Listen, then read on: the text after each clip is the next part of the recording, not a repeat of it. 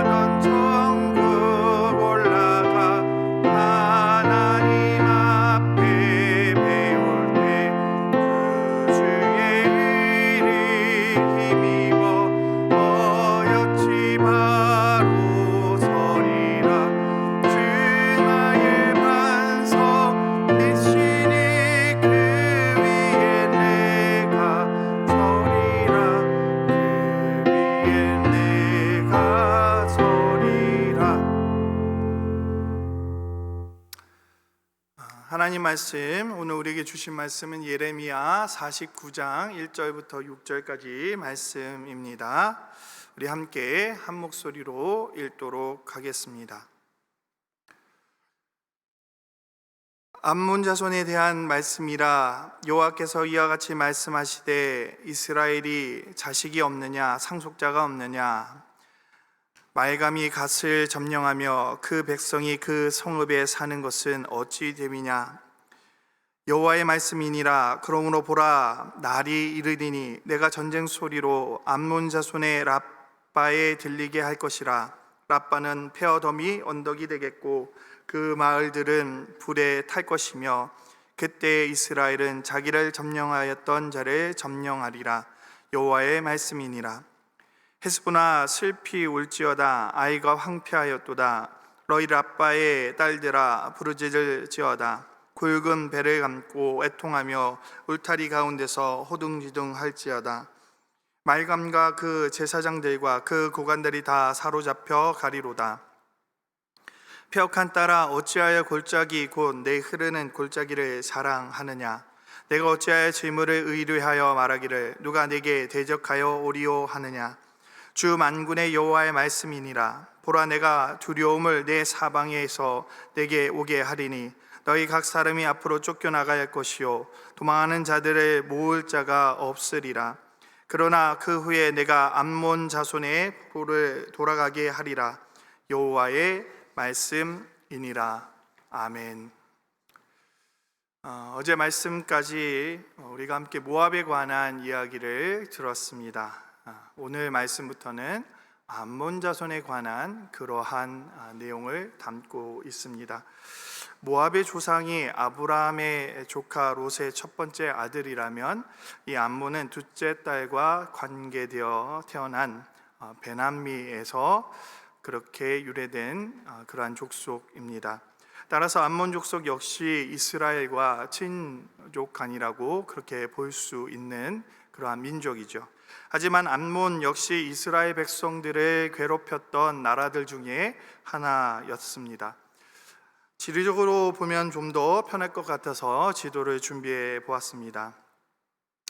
지난주에 보았던 모압은 요단 동편의 아래쪽에 위치해 있습니다. 그리고 오늘 본 암몬은 좀 더 위쪽인 북쪽에 위치해 있습니다. 자, 지금의 이 지도를 잘 기억하시기 바랍니다. 그리고 이스라엘 지파가 그려져 있는 지도를 보겠습니다. 모압과 붙어 있는 지파는 르후벤이죠. 그리고 암몬과 붙어 있는 지파는 갓 지파입니다. 그러면 암몬은 어느 지파를 괴롭혔을까요? 당연히 지리적으로 가까운 갓 지파를 괴롭혔을 것입니다. 실제로 사사기 11장을 보면 암몬이 이스라엘을 쳐들어오죠. 그리고 하나님께서 사사를 세우죠. 입다를 세워서 이 암몬 족속을 치게 하십니다. 암몬은 이와 같이 시시때때로 갓 지파를 괴롭혔던 그러한 나라입니다. 그리고 BC 734년 아수르에 의해서 아수르 왕이 북이스라엘 침략했을 때를 틈타서 이들은 갓 지파를 점령합니다. 갓의 땅을 침략하죠. 하나님은 그러한 암몬의 행동을 꾸짖으십니다. 1절 후반절을 보면 말감이 갓을 점령하여 그 백성이 그 성읍들에 사는 것이 어찌 됨이냐라고 그렇게 말씀하고 있습니다. 말감은 암몬의 왕으로 해석할 수 있지만 암몬의 우상인 밀곰으로 해석하는 것이 더 정확한 해석이라고 볼 수 있습니다. 해석함이 이런 뜻입니다. 어찌하여 하나님의 땅, 하나님의 백성의 땅에 암몬의 우상이 있느냐 하는 것이죠. 암몬이 이렇게 변명할 수도 있습니다. 북이스라엘이 아수르에 밀려서 도망간 것 아닙니까? 라고 그렇게 말입니다. 하지만 하나님께 말씀하십니다. 1절 말씀을 보면 이스라엘이 자식이 없느냐 상속자가 없느냐 라고 하나님이 오히려 반문하시죠. 그들이 점령한 갓 지역의 기업은 하나님께서 주신 그러한 이스라엘 백성들에게 주신 땅입니다. 기업으로 주신 땅이죠. 당시 근동사회에서 땅은 어떻게 이어집니까? 직계 자녀나 상속자에게 그 땅은 전해지게 됩니다. 자녀나 상속자가 없는 경우에 한해서만 그 땅을 팔 수가 있는 것입니다. 땅의 개념이 지금과는 완전히 다르다고 볼 수 있는 것입니다. 자녀나 상속자가 있으면 조상에게 전해받은 땅은 사실은 팔거나 양도할 수 없는 그러한 땅인 것입니다. 갓 족속의 땅은 하나님께서 이스라엘 백성들에게 주신 땅입니다. 그렇기 때문에 하나님께서 암몬 자손에게 물은 겁니다. 이스라엘 자손들에게, 특별히 갓 자손에 그 자녀들이 없느냐 아니면 상속자가 없느냐 하고 물으시는 것이죠. 있다는 것입니다. 그들에게는 그 땅을 지킬 자녀들과 상속자가 있음에도 불구하고 암몬이 그 땅을 침범했다는 것입니다. 신명기 2장 19절을 보면 출애굽한 이스라엘 백성들이 암몬 족속이 살고 있는 땅 근처에 다다랐습니다. 그때 이야기가 이렇게 담겨져 있습니다. 암몬 족속에게 가까이 이르거든 그들을 괴롭히지 말고 그들과 다투지 말라. 암몬 족속의 땅은 내가 내게 기업으로 주지 아니하리니 이는 내가 그것을 롯 자손에게 기업으로 주었습니다. 하나님 뭐라고 말씀하셨습니까? 암몬 족속의 땅은 이스라엘에게 기업으로 준 땅이 아니니 그 땅을 침범하지 말라는 것입니다. 이 땅은 롯에게 준 기업이기 때문에 건드리지 말라는 것이죠. 그렇다면 반대로 요단 동편의 땅은 누가 누구에게 준 것입니까? 하나님께서 이스라엘 백성들에게, 특별히 갓 족속에게 주신 그러한 땅입니다. 그러니 그 땅은 건드려서는 안 되는 땅인 것이죠. 이러한 이야기를 사사기 11장 24절에서 입다도 똑같이 이야기합니다. 우리 하나님 여호와께서 우리 앞에서 어떤 사람이든지 쫓아내시면 그것을 우리가 차지하리라. 바로 그 요단강 동편을 이야기하는 것입니다. 그 땅에 있는 이방 민족을 쫓아내고 하나님께서 그 땅을 주셨다는 것이죠. 그런데 왜 너희가 이 땅을 침범하냐라고 그렇게 강력하게 이야기하는 것입니다. 여러분, 그렇습니다. 하나님이 주신 땅, 그 땅의 소유는 그 어떠한 이유에서든지 우리에게 있습니다. 하나님의 백성에게 있다는 것입니다. 아무리 강하고 힘 있는 적이 쳐들어온다 할지라도 그 땅이 누구의 손에 있느냐면 바로 하나님의 손에 있다는 것입니다. 즉 우리의 땅이라는 것입니다. 여러분의 삶 가운데 암몬과 같은 문제가 있습니까? 항상 내 근처를 맴돌며 나를 무너뜨리려 하고 내 구역을 침범하려고 하는 그러한 문제들이 있습니까? 내가 약해졌을 때 나를 무너뜨리려고 하는 그러한 문제들이 있습니까? 하나님이 주신 것을 빼앗아 가려 하는 이들이 있습니까? 우리가 상속받은 땅, 바로 하나님의 땅에서 우리를 내쫓으려 하는 그러한 문제들이 있습니까? 여러분 걱정하지 마시기 바랍니다.